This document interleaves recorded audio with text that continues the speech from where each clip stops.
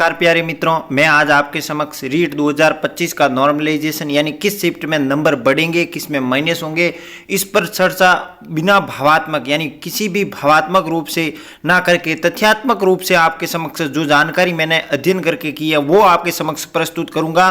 और जो प्रस्तुत करूंगा आपको आप स्वयं अपने विवेक पर निर्णय लेंगे कि वाकई सर ने किस शिफ्ट को हार्ड का, किसको कम का, आप स्वयं मानेंगे। तो बिना देरी के साथ करते हैं इस महत्वपूर्ण सेशन की शुरुआत। तो देखिए कौन सी शिफ्ट में नॉर्मलाइजेशन होगा इसके बारे में चर्चा करेंगे। लेवल 1, 2 और जो कि लेवल 2 में सेकंड और लेवल जो है 2 में ही थर्ड शिफ्ट हुई थी, यानी 27 और 28 फरवरी को आपका जो है वो 2 पेपर हुए थे।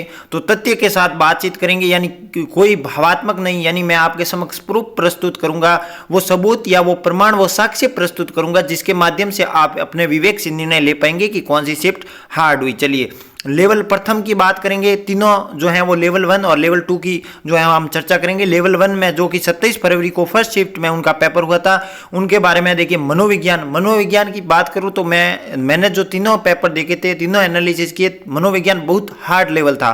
यानी जो L1 में जो मनोविज्ञान आई, जी हाँ 4 या 5 क्वेश्चन इजी थे उनमें से, लेकिन उसके अलावा जो क्वेश्चन थे 25-26 वो बिल्कुल ही हार्ड लेवल के थे, बहुत गहन अध्ययन के। तो मनोविज्ञान लेवल 1 में हार्ड आई थी दोस्तों। हिंदी बिल्कुल हिंदी इजी आई थी, लेवल 2 के मुकाबले लेवल 1 में इतनी जो है बिल्कुल आसान। और जीके में बिल्कुल राज्य पक्षी मोर कहाँ है, संस्थान पूछे थे नॉर्मल, जिसमें राजाओं के संबंधित जो है वो क्वेश्चन पुटअप हुए थे, बिल्कुल सामान्य जीके आया था, यानी पर्यावरण अध्ययन से संबंधित जीके आया था।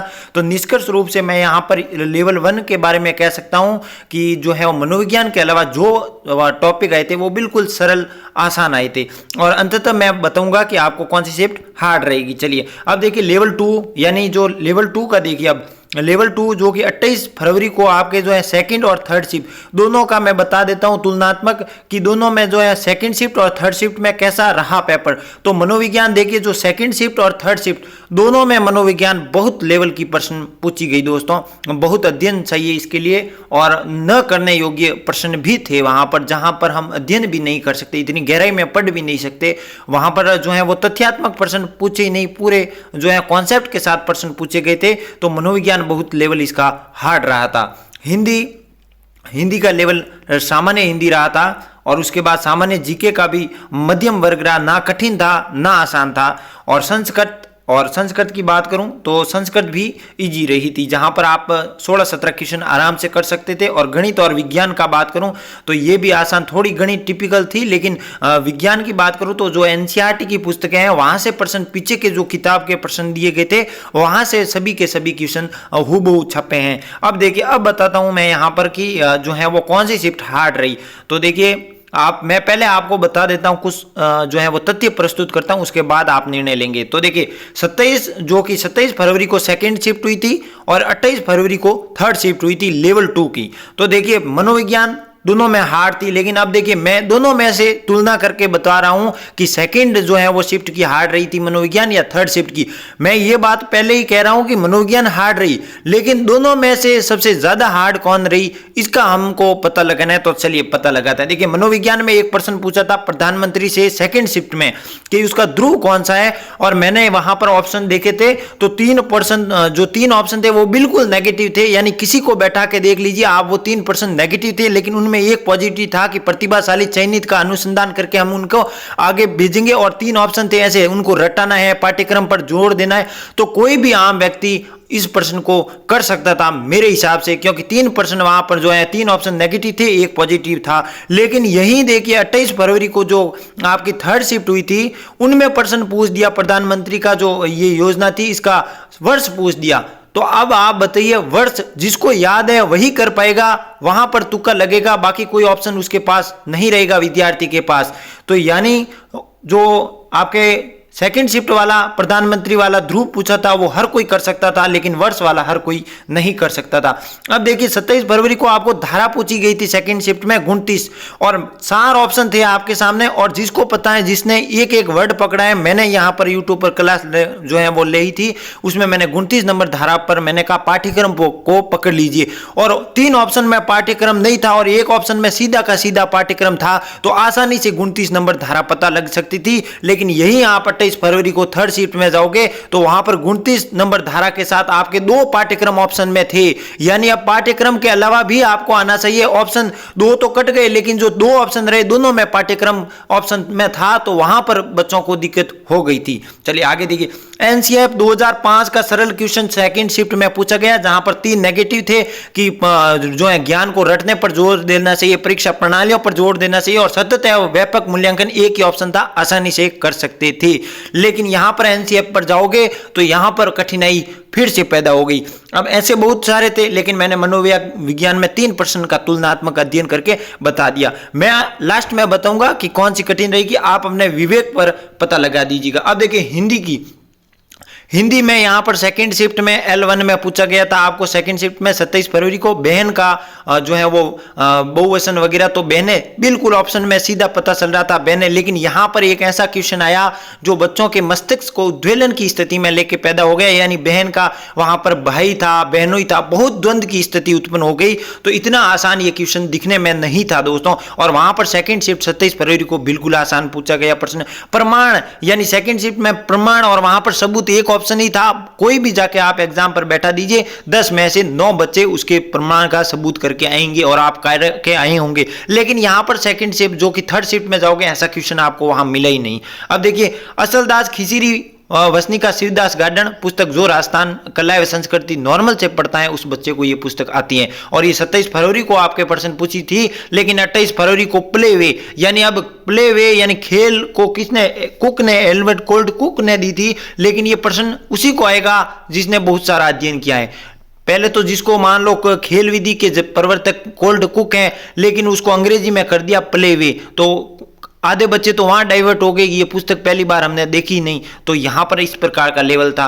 अब देखिए, यहां पर सरल मिश्र वाक्य में एक उपवाक्य फिर पूछा गया था कि आश्रित वाक्य तो मिश्र वाक्य था, लेकिन यहीं जाओगे आप जो है वो 28 फरवरी को थर्ड शिफ्ट में, तो यदि तुम अमेरिका जाओगे तो क्या होगा, कौन सा वाक्य, इस प्रकार से प्रश्न वहां पर पुटअप हो गए। यानी दोनों में से दिक्कत आप खुद बताइए अपने विवेक के अनुसार कहां हुई। फिर देखिए, आपको 27 फरवरी को विलोम शब्द पूछा L2 को अनुकूल का, लेकिन आप 28 फरवरी को जाओगे थर्ड शिफ्ट में तो वहां पर मुक्त का विलोम शब्द पूछा था, और मुक्त का होता है बद। लेकिन ये देखिए, अनुकूल मैं किसी को पूछ दूं अनुकूल का विलोम शब्द बता, तो वो बता देगा प्रतिकूल। लेकिन मैं अगर ये पूछ दूं कि मुक्त का विलोम शब्द बता, तो बहुत जो है वो 10 में से 5 लोग ही बता पाएंगे कि इसका बद होगा। तो विलोम शब्द में भी डिफरेंस देखिए बहुत सारा।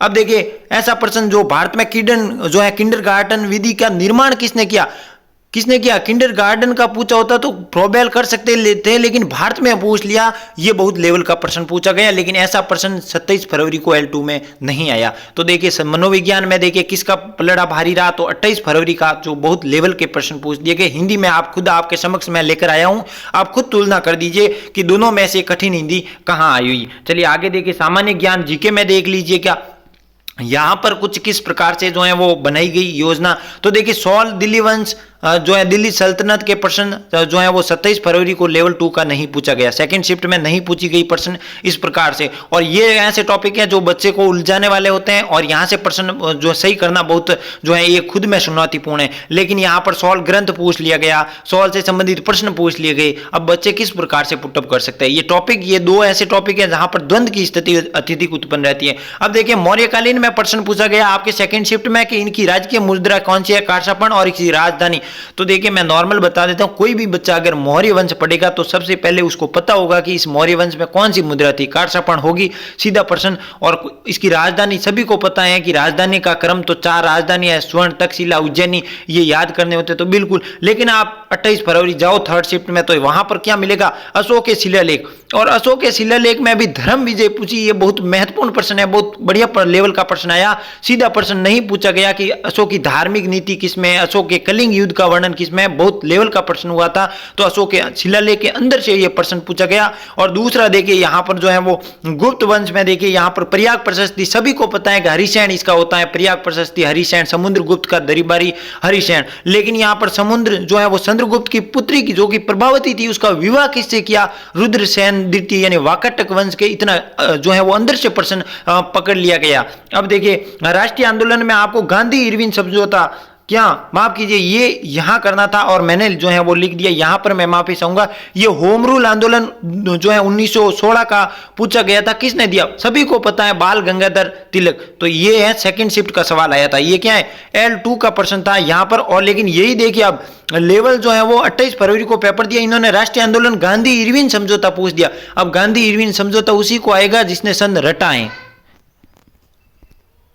तो आप खुद बताइए कि यहां पर सन पूछा गया सीधा को जो है वो 28 फरवरी को, लेकिन 27 फरवरी को होम रूल आंदोलन ही सीधा सीधा प्रश्न पूछा गया। अगला देखिए आपको जो है वो, अगला देखिए L2 जो सेकंड शिफ्ट हुई थी, वहां पर आपको सागरमल गोपा का संबंध पूछ लिया गया 1857 में। जैसलमेर से बहुत बार ये प्रश्न रिपीट हुए हैं। लेकिन यहीं जाओगे आप जो है वो थर्ड शिफ्ट में, तो थर्ड शिफ्ट में आपको शासकों की तालिका पूछ ली गई। वहां पर जो है वो प्रताप सिंह दलपत सिंह नहीं था, इतना बढ़िया क्वेश्चन बनाया था। तो यहां पर भी देखिए डिफरेंसेज। और संस्कृत की बात करूं तो सेकंड शिफ्ट और थर्ड शिफ्ट में दोनों समानता रही थी। अब निष्कर्ष मैं बताता हूं। अब मैंने आपको कहा था क्लास शुरू होने से पहले आप अपने विवेक पर निर्णय लेना, तो मैंने आपको हिंदी, संस्कृत, मनोविज्ञान पूरा दे दिया।